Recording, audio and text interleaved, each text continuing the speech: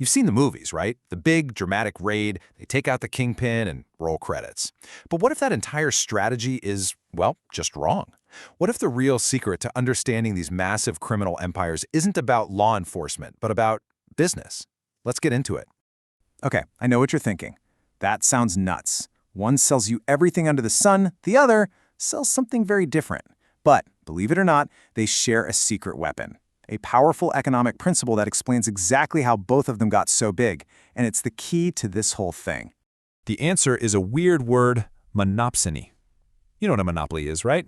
One seller. Well, a monopsony is the total opposite. It's when there's only one buyer. Think about it. When Walmart moves into a small town, they often become the biggest employer by a long shot. And studies show that can actually push local wages down. Because, hey, where else are you going to work? Cartels? They do the exact same thing. Out in the remote parts of South America, if you're a poor farmer growing coca, the local cartel is often the only game in town. They're the only buyer, so they get to set the price, and you can bet it's going to be rock bottom. They own the supply chain right from the very start. Okay, so they've got their product. But this is where things get really interesting, because not all cartels are built the same, not even close. You know how Apple builds everything in-house and Google's Android is everywhere? They're totally different business models. Well, cartels are the same. And the model they choose, it has deadly consequences, not just for them, but for everyone. So the research we're digging into breaks it down into two main types. On one hand, you've got the hierarchy. Just think of a classic old-school corporation, right? Top-down management, clear structure. The Sinaloa cartel is the perfect example. On the other hand, you've what's called the wheel network. This is way more like a franchise model, super decentralized and flexible. Los Zetas really pioneered this. And these aren't just fancy labels. They are two completely different philosophies of crime. So what's the big difference? It all boils down to one simple thing: what they're selling. The hierarchies, like Sinaloa, are usually in the business of imported goods, like cocaine. That's a massive logistical headache. It forces them to build long-term relationships and be super careful, risk-averse. They plan for the future, with clear lines of who's next in charge. Now, the wheel networks, like the Zetas, they're often cooking up synthetics locally. That means they can be fast and loose, chasing quick profits. They're all about high risk, high reward. The downside? That kind of structure can shatter into a million pieces at any moment. Right, so these different structures completely change how they handle their two most valuable assets: their people and their product. You could think of it as their criminal version of human resources and supply chain management. A hierarchy plays the long game with its employees. It's almost like a twisted version of a corporate ladder. They actually recruit promising talent. They invest in them, training them up to manage key territories or plazas. If you're loyal, you get promoted. And get this, if you screw up, they often won't kill you. Why? Because a good manager is hard to find. Killing your talent is just bad for business. They even take care of the families of guys who get locked up just to keep that loyalty strong. The wheel network? A whole different ballgame. This is the criminal gig economy. They're not hiring for a career. They're hiring contractors for a job.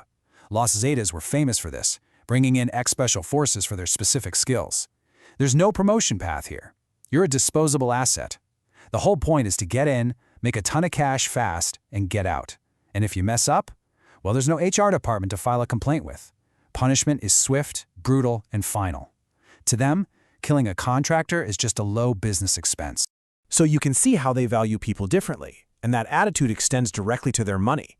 It creates two totally different approaches to corporate finance.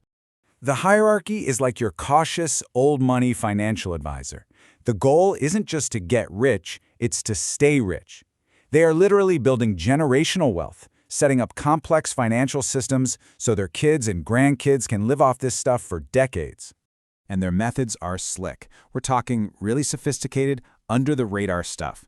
They find loopholes in the global banking system. I mean, remember that huge HSBC scandal? That was the Sinaloa cartel washing hundreds of millions of dollars.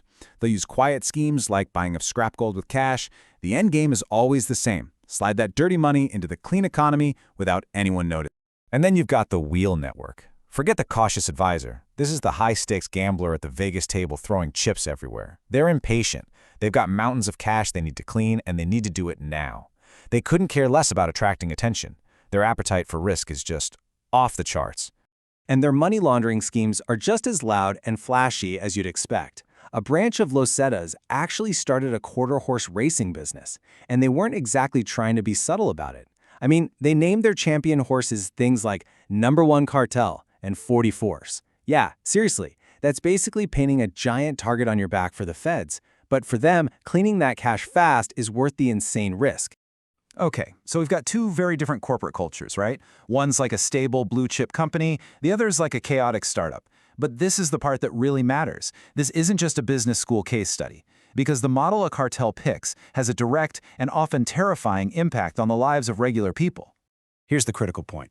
The hierarchies, they're focused. Their main business is trafficking drugs, and that's a long-term play. But the wheel networks, with their focus on quick cash and their disposable workforce, they're always looking for new revenue streams. And when the government can't protect its citizens, they see a market opening. They start to diversify into kidnapping and extortion, preying directly on the local population. And the numbers, well, they're staggering. Just look at this chart. It shows extortion rates in different Mexican states. In states dominated by wheel networks, like Michoacán and Tamaulipas, the rates just explode. They go through the roof. Now look over at Sinaloa, classic hierarchy territory. It's so much lower, it's barely on the same chart.